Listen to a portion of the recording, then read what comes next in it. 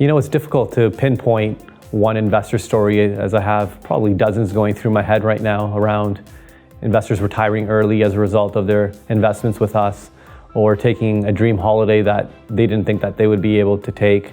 The one that I will share is it's a husband and wife investors of ours, and as they were working, they were concerned about putting their children through post-secondary education.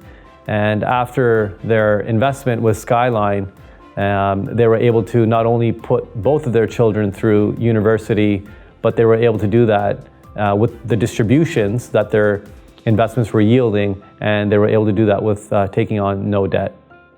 For many years, always and from the beginning, we've relied on our investors to be mentors to us. And the one story that comes to my mind was early on in the days where we were trying to be frugal, we were trying to advance the business, and one of our investors was coming in to drop off a check, and he came in and he had this big soaker because he had stepped in a huge puddle in our parking lot because we didn't pave it, we didn't take care of it, because we were being cheap, we were being frugal, and that investor was dropping off a substantial check, and he said, "Look, guys, I appreciate what you're doing for me and keeping me on minding the finances, but you got to up your game a little." So from that day forward, we've always kept a little eye on balancing that frugality with professionalism, and I think that that's something that has stuck with me and that we've carried forward in our business till today and beyond.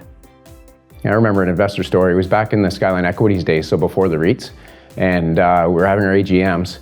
We had one investor show up for our AGM and sitting around the table sharing the returns of the building with them, and it had gone up 17-18% and something like that. It was pretty good. But he came there with the intention of divesting because he hadn't heard from us for a year since the last AGM and thought things must be going wrong, whatever. He learned his building had gone up in value. He left that meeting saying, "Thanks, guys. You know what? I wouldn't mind actually investing more, but maybe you can communicate a little more often." And it was a big learning point for us, and I think we're doing a better job of that these days too.